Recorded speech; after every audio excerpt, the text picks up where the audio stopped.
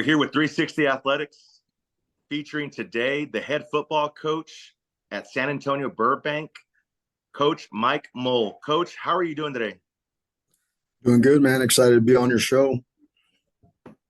Awesome. We're excited. We're so excited to have you, Coach. I know we've been trying to get you on here for a little bit now. You've been really busy, being a first-year head football coach and getting, running your program. Coach, you guys are off to a fantastic start, 4-0, the first time since 1977, I believe. Is that correct, Coach?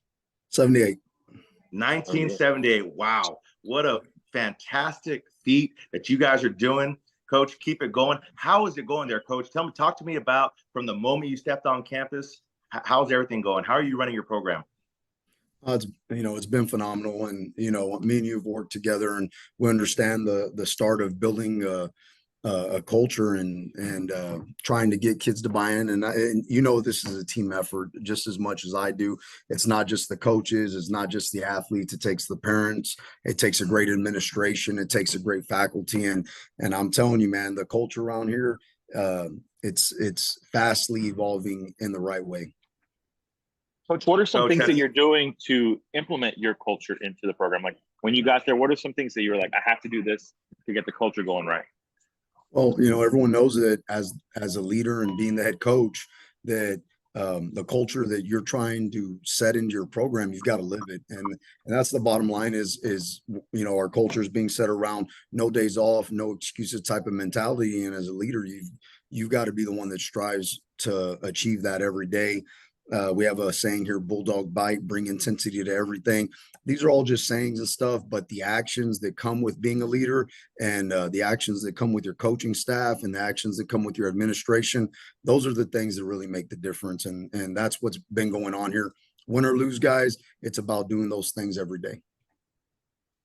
Coach, I've had the privilege of working with you, and I know your day-to-day mentality of showing up early, being the first one at work and being the last one to leave. And it really truly sets an example for not only yourself, but for the rest of the coaches on staff.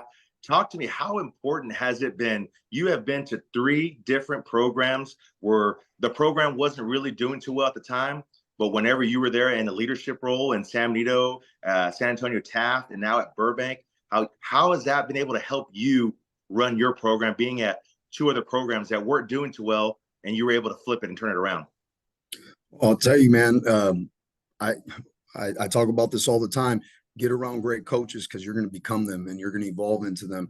You're going to learn from them. You're going to take their good and you're going to take their bad. But I've definitely had some great mentors that I've been around. And you talked about being around 2 programs that were on the up and come. When we got there, we had to build the culture and we had to start developing the sense of mind to be great every day and that you can, that belief system. It started over there in San Benito with Dan Gomez, who to this day runs the flagship program of the Valley. I learned a lot from him. And then, my time at Taft, learning from Coach Richard Stade every day, and just having those 2 great mentors have really set the tone moving forward of the kind of man that I want to be and the kind of leader I want to be for our young men and women that we're coaching throughout the rest of our career. Now, Coach, you just mentioned about having that right community that's helped you along the way, the mentors in the business. If someone was starting out right now as a new coach, how would you advise them to find the right kind of community to be a part of? I'm going to tell you, man, it takes a lot of luck too, man, because, I was at San Benito and I was working for a great head coach by the name of Spencer Gatt. He's the guy who gave me my start. And then Dan Gomez kind of came in and it was just by luck that I met him. I was able to build that relationship. Luckily enough, he kept me on board and I was able to help him build that program there. And then, by chance, we played San Antonio O'Connor in the playoffs when I was at San Benito, and I didn't know Richard Stade at all. And it kind of set the precedent for me to get that job. It gave me a foot in the door, and it was an opportunity to go build a program. Get around people that try to find coaches that are great men before just, great X's and O people. And I can state right now that there's no doubt in my mind that, Richard Stade and Dan Gomez, they're men first, coaches second. They show these young men how to be great husbands, great fathers. They really set the example daily, and they're just great mentors for kids. So look for those type of people when you're looking for the type of men you want to work for.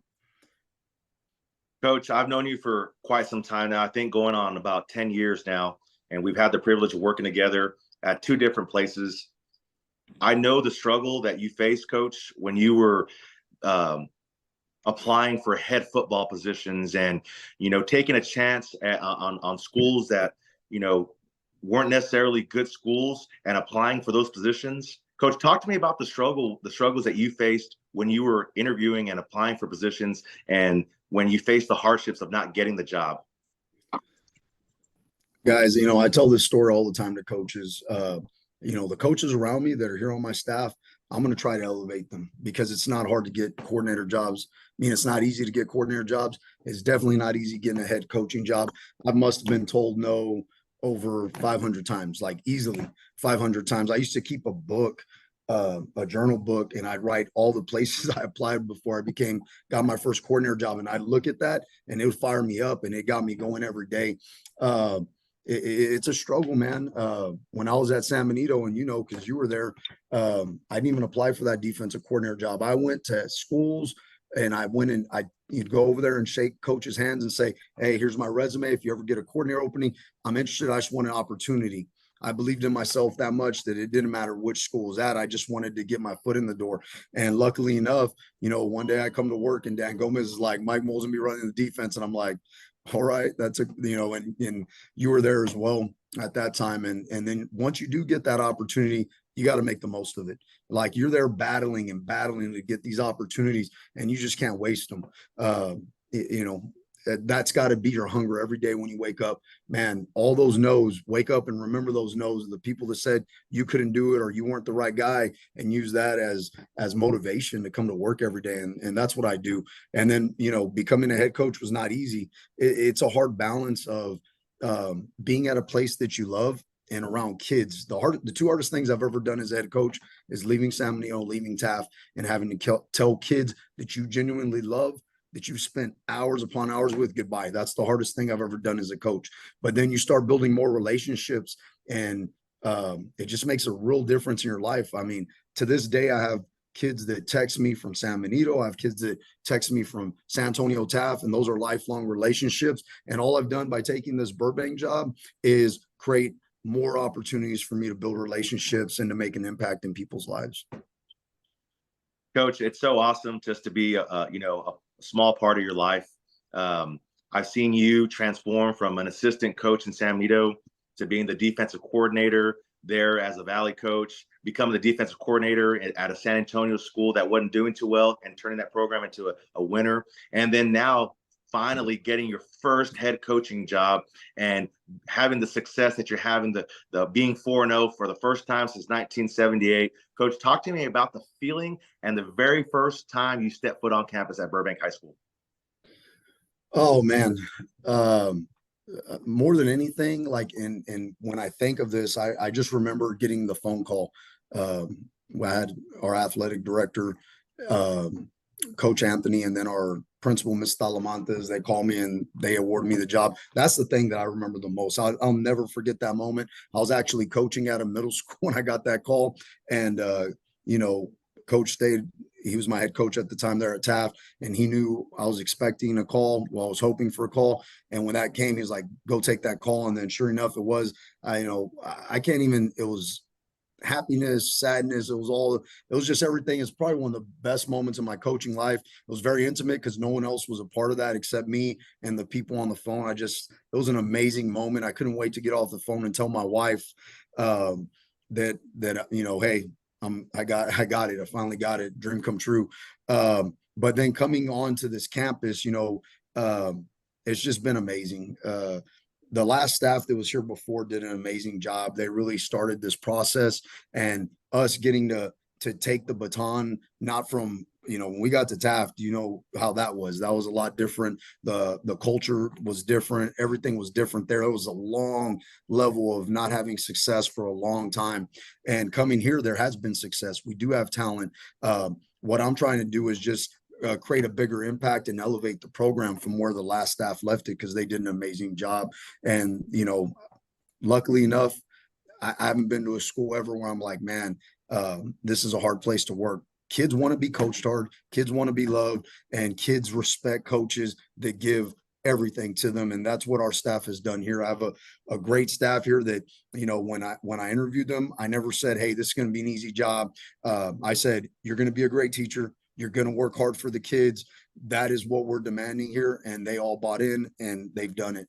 Once you set those expectations, expectations for the kids, expectations for the coaches, they will meet them. And that's what they've done. I'm not sitting here saying we're going to win every game from here on out. I'm not afraid to lose games. Our kids aren't afraid to lose games. All that means is failure equals growth. If we lose a game, we need to look ourselves in the mirror and say, how can we get better? And that's part of life. Coach, now you just mentioned not being afraid of losing, but you haven't lost yet. But you had all those no's. You said you had them on a big list or on your journal, the 500 places that said no. How did it feel after you got the head coaching job and you got your first win? How did that feel? Can you describe that feeling? Man, I'll tell you what, it was amazing I remember just everything we do in the game is almost like practice. The way we walk out, the way we do the pregame, the way we end the game, everything. And we walked out, and I remember, cleaning up the locker room, making sure that we do a good job of cleaning that up, making sure that the kids forgot anything. And I remember just saying, I need to stop. And I walked out. The stadium was already empty. There was no one in there. And I just walked over to the scoreboard, and I took a picture, and I said, I never want to forget this moment. And, it was just an amazing time, man. It's just coaching and being around these kids. People don't realize how much it does for you as a person. It gives you value daily, and it makes of impact on your life. These kids do, this game does. It's such a great avenue to build relationships and just to have a meaningful life. Coach, so the question that everybody has been wanting to know, you were a longtime defensive coordinator. I know you had some experience on offense in high school. You're a running back in high school. You're a running back in college. Talk to me about how are you lighting up the scoreboard, Coach? You are the offensive coordinator, or you're the one calling plays there at Burbank. Talk to me about the transition from being a longtime defensive coordinator to your first head coaching job and taking the chance in calling the offense. Talk to me about that, Coach, because you guys are lighting up the scoreboard and scoring a lot of points. Well, I'll tell you what, I did hire a great offensive coordinator. We have a guy by the name of Jeff Nahito that came from Madison. I don't call it by myself. I mean, we're literally there. We both script 10 play scripts, and we call off those scripts, and then we script 5 plays each at halftime. And that's pretty much the production of all of that we do. And we just try to go as fast as possible. I haven't thrown a touchdown pass, and you know that, Josh. I haven't blocked a soul. The reason we're lighting up the scoreboard is it's because the kids are lighting it up. But it is fun. I'm having fun on the offensive side. It's different. It's reinvigorated like my learning process, and just to be a part of the other side. And this I've always told you, I always wanted to be on this side. And I've been around some great minds. I mean, one of the best offensive coordinators, and we both know him, Gilbert Leal. I mean, there's a lot of what he did and what he built at San Benito, that bloodline or that structure or whatever you want to call it, that lives through this offense. It really does. That's the starting point. And then, I think you're a great offensive mind, Coach Pettis. The things that you did at Taft, I stole some of that. Me and you talk daily. I talk to Coach Gilbert Leal. I talk to the guys on my staff.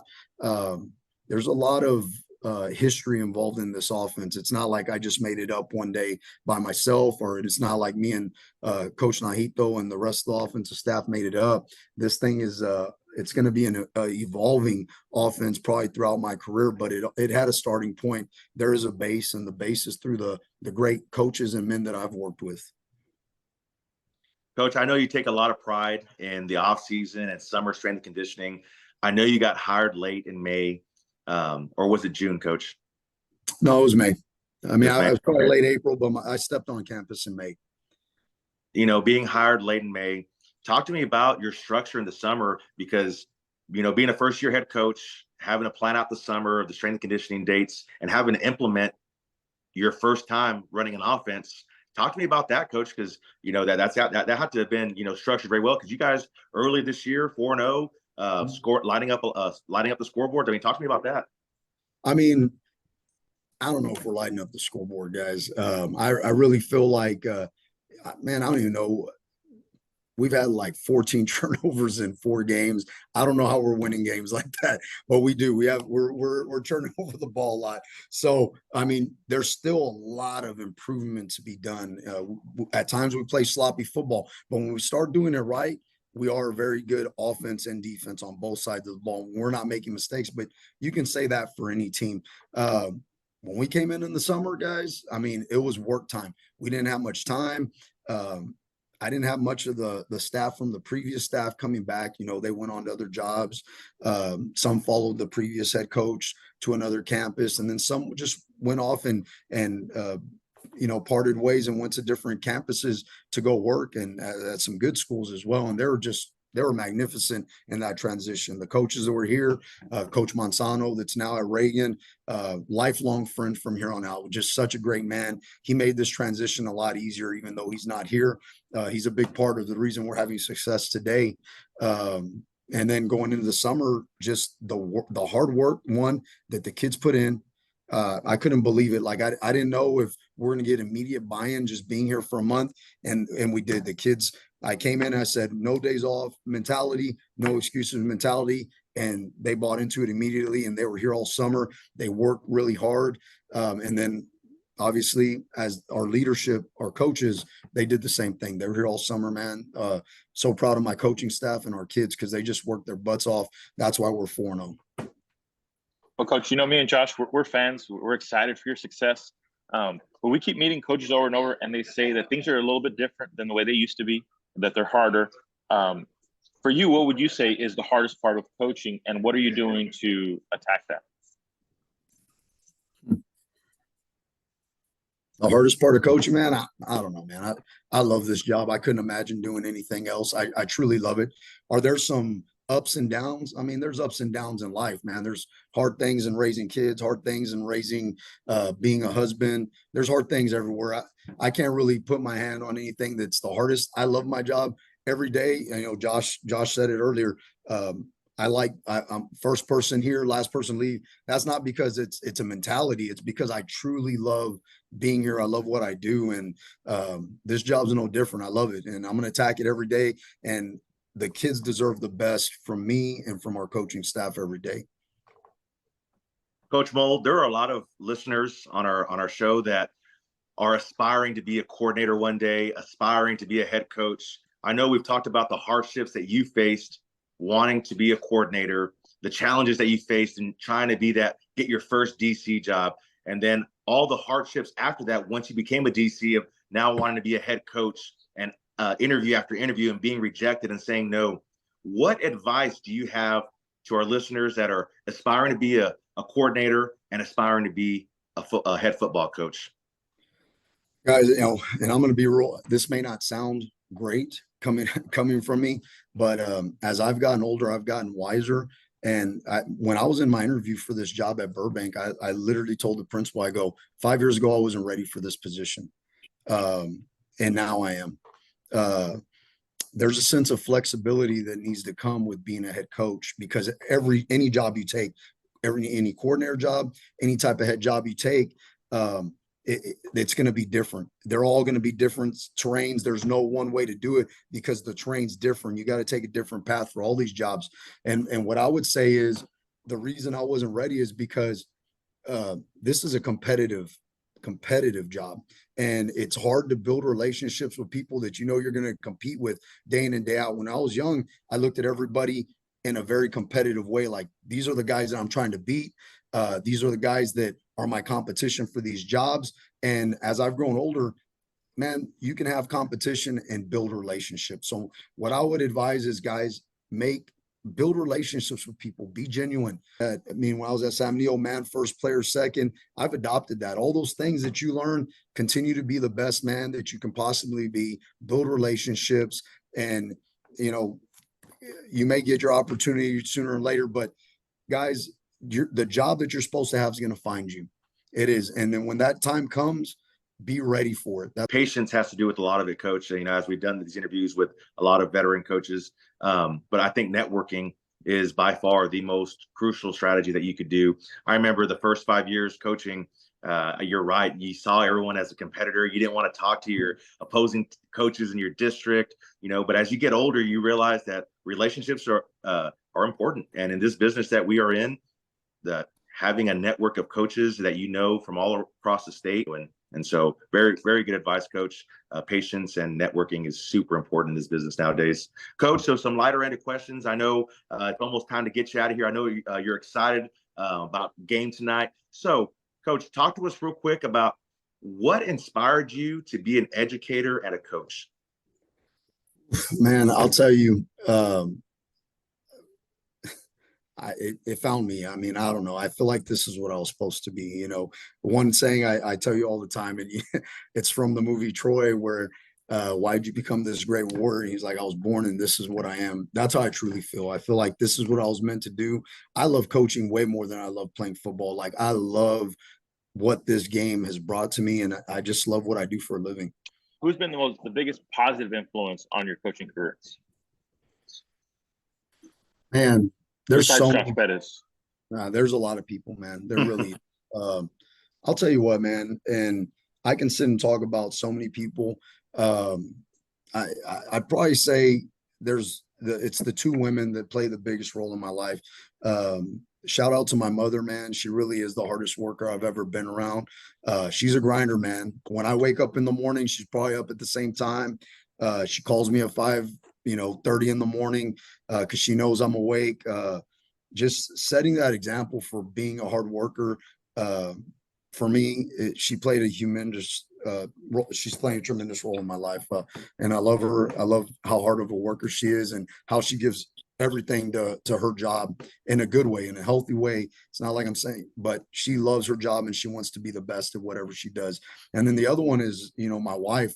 It was pretty scary when you're at San Benito and you're winning and you go to talk to your wife about, hey, I want to take this job at San Antonio Taft. It's going to be a pay cut and we're going to have to move over there. And for her to be like, let's do it. And just to be as supportive as possible. I'm not sitting in this chair if it isn't for her. She's out there every day helping me raise our family, helping me become a better coach. This day-to-day operation that I do, it doesn't exist without her. Absolutely, Coach. And, like you talked about, taking a chance on a job where you had to take a pay cut and you had to uproot your family. That's sometimes the risks you have to take and to grow in this profession. And so kudos to you and being able to uproot your family from a winning program in San Benito to go into a not so good program that struggled for many, many years and being able to transform that program. And look where you are now, Coach, sitting at 4-0, the head football coach at San Antonio Burbank. We're here with Coach Mike Mull. Coach, thank you so much for joining our show. We appreciate you. Good luck tonight. Good luck the rest of the school year, Coach. We are rooting for you. Go Bulldogs. Go Bulldogs. Thanks. Appreciate you guys. Thank you. Thanks, bro. Have a good one, man. Love you, bro. Thanks, Coach. Love you guys.